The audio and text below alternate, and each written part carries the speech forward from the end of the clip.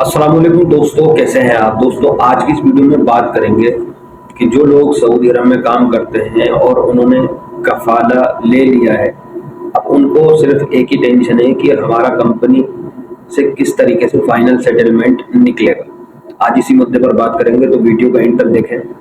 बहुत सारी चीज़ें आपको इस वीडियो में बताने वाला हूँ जिसका आपको ध्यान रखना है।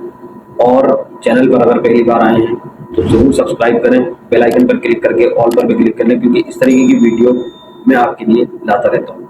तो सबसे पहले बात करते हैं कि जो लोग सऊदी अरब में काम कर रहे हैं और वो कफाला ले चुके हैं, तो अब उनके दिमाग में एक टेंशन है कि यार कंपनी से किस तरीके से हम फाइनल सेटलमेंट लें। क्योंकि ऐसा होता है ना कि जब आदमी कफाला ले लेता है तो वो फिर बाद में जो है कंप्लेन करता है, फिर वही केस होता है, फिर वो तारीखें मिलती हैं, तो यही होता है ना, परेशानी का सामना करना पड़ता है। अब होता यह है कि मुदीर आते नहीं है, किसी से दरख्वास्त लगानी पड़ती है, बार बार रिक्वेस्ट करनी पड़ती है कि सर मेरा फाइनल सेटलमेंट अभी तक नहीं आया है, और फिर आदमी जो है परेशान होता है।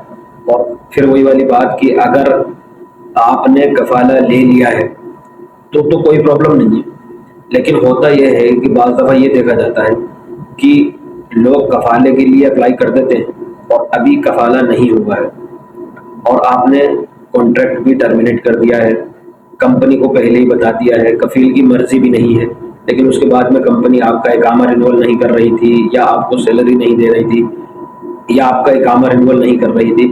तो इस बिहाफ पे आपने सोचा कि मैं कफाला लेने के लिए आपने अप्लाई कर दिया। अब सामने वाला कफील जो है उसने तो एक्सेप्ट कर लिया और फिर आपके कफाले की अभी प्रोसेस चल रही है।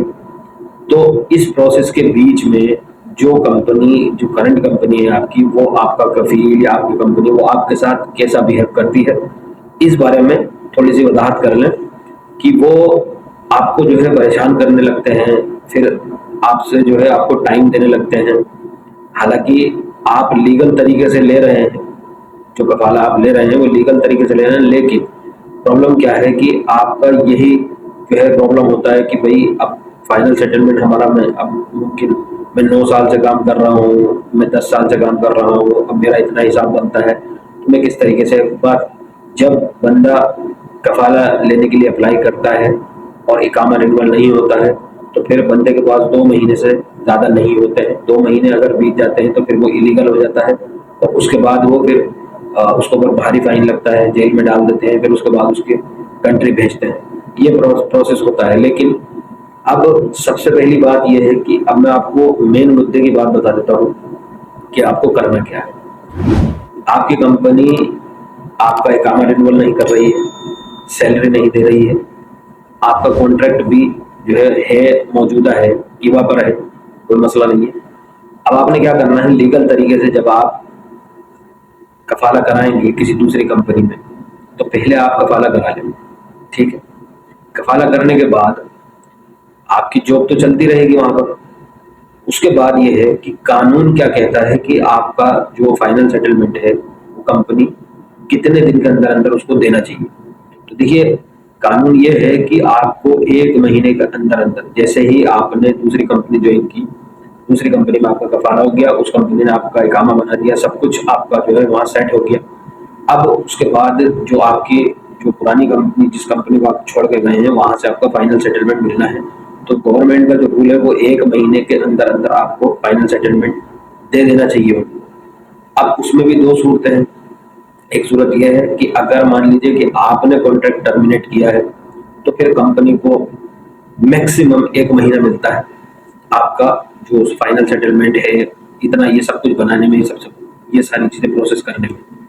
लेकिन एक तरफ ये है कि अगर कंपनी ने आपका कॉन्ट्रैक्ट टर्मिनेट किया है और फिर उसके बाद में फिर कंपनी को 15 दिन से ज़्यादा नहीं मिलते हैं, इन 15 दिनों के अंदर अंदर उसको आपका फाइनल सेटलमेंट देना होगा। और अगर नहीं देते हैं तो फिर आप कंपनी पर केस कर सकते हैं। अब आपकी दूसरी जॉब तो चली रही है और केस भी चल रहा है, और वो केस जब भी फाइनल होगा आपका फाइनल सेटलमेंट आपको मिल जाए। तो इस बात का ध्यान रखें कि होता यह है कि कंपनी छोड़ने से पहले पहले कंपनी वाले ब्लैंक पेपर पर आपसे साइन ले लेते हैं, या कुछ अरबी में कुछ लिखा हुआ होता है, कोई लेटर बना हुआ होता है अरबी में, और उस पर बोलते हैं कि आप इस पर साइन कर दें। तो साइन ना करें, क्योंकि हो सकता है कि अरबी में लिखा होगा भाई इस बंदे ने, हमारे इस एम्प्लॉय ने सारा फाइनल सेटलमेंट लिया है और कंपनी के साथ इसका कोई भी बकाया नहीं है। हो सकता है ये भी लिखा हो। तो आप कोई भी कोरा पेपर, व्हाइट पेपर, अरबी का पेपर, किसी भी तरीके का पेपर हो, कंपनी अगर आप छोड़ना है, कफाला ले रहे हैं, तो उस पेपर पर साइन ना करें जब तक कि आप अपना फाइनल सेटलमेंट देख न लें, ले न लें, आपके अकाउंट में ना आ गया हो या आपके हाथ में या आपकी जेब में ना आ गया हो। तब तक आप किसी पेपर पे साइन नहीं करेंगे, इस बात का ध्यान रखें। और अगर कफाला लेना चाहते हैं और आपको अपॉर्चुनिटी मिल रही है कि भाई मैं लीगल तरीके से कफाला मुझे मिल रहा है, तो फिर देर न करें, जितनी जल्दी हो सकता है उतनी जल्दी कफाला ले लें। पहले कफाला ले लें, उसके बाद उसकी टेंशन मत लें कि फाइनल सेटलमेंट कैसे मिलेगा, कब मिलेगा, और डरे ना बिल्कुल भी। अगर आप डरेंगे तो फिर आप कफाला नहीं ले पाएंगे। तो डरना नहीं है और फाइनल सेटलमेंट की टेंशन नहीं लेनी है, वो आपको मिल जाएगा, क्योंकि गवर्नमेंट का रूल है, ये नहीं वो कर सकते, चाहे आपका कफील हो या आपकी कंपनी। तो फिलहाल यही बताने का मकसद था कि लोग इससे ज़्यादा टेंशन लेते हैं कि भाई हमारा फाइनल सेटलमेंट हम कैसे क्लेम करेंगे।